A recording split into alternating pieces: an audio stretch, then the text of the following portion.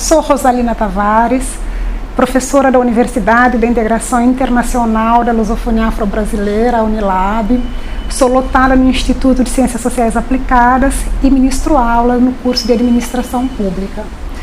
Bom, esse convite que me foi feito para falar um pouquinho da consciência negra, no mês em que se comemora a consciência negra no Brasil,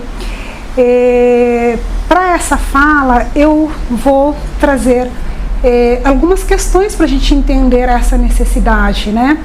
Primeiro, o entendimento do racismo, que nessa sociedade é estrutural e institucional. Estrutural e institucional por quê? Quando a gente verifica a sociedade brasileira, nós temos uma maioria de pessoas negra.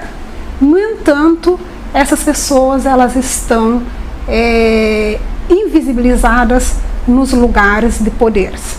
Isso nós vendo todos os níveis da sociedade brasileira. Então é uma maioria, mas que não consegue sair da base da pirâmide.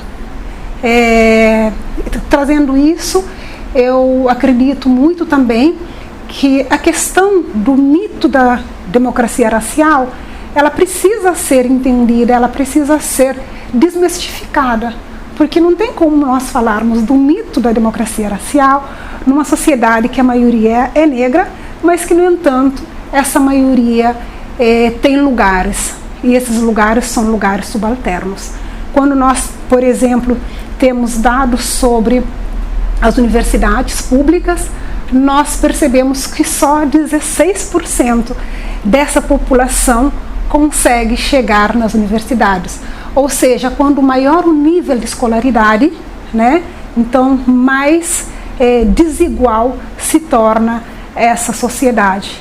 Porque para se chegar a professor ou a professora de uma instituição pública federal, por exemplo, precisa ter um mestrado e um doutorado. E, infelizmente, essa população negra, que é a maioria, não consegue chegar nesses patamares. E quando eu falo mito também da democracia racial, que é muito vendido, não nós temos direitos iguais para todos os brasileiros, infelizmente não é isso que os dados nos mostram, né? O que nós temos é uma marginalização de pessoas negras em todos os espaços. A hierarquização do poder, sim, é latente nesta sociedade. E, por outro lado, um dado preocupante é que nós temos, por exemplo, um mapa de violência que nos mostra o aumento de pessoas negras quando se pensa no encarceramento. Então, encarceramento em massa dessa população que é a maioria da população brasileira. Então, ali a gente consegue perceber que a raça ela está sendo usada como um fator determinante das desigualdades. Que é também um ponto que eu gosto de chamar a atenção e refletir quando a gente fala, por exemplo, na meritocracia. Como falar da meritocracia numa sociedade tão desigual e que a cor e a raça são questões determinantes para essa desigualdade? Até parece que a cor e a raça e a classe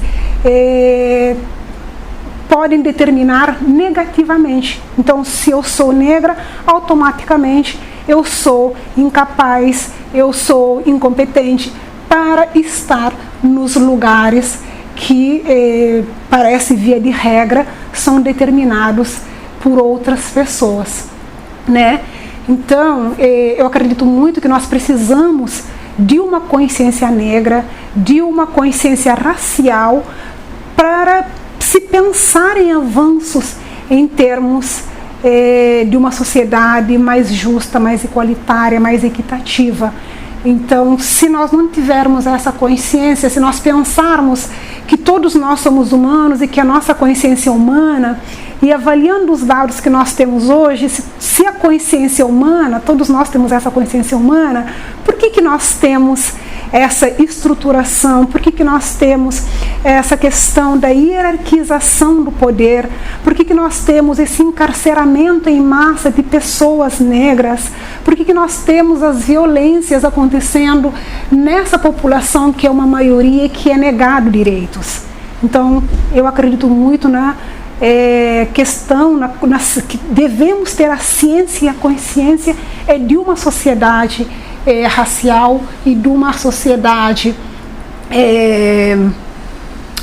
de nós termos aliás, a necessidade que eu acho que nós temos é de ter a ciência e a consciência, de nós termos uma consciência realmente racial e uma consciência negra, porque humanos todos nós temos e nós temos a disparidade que temos.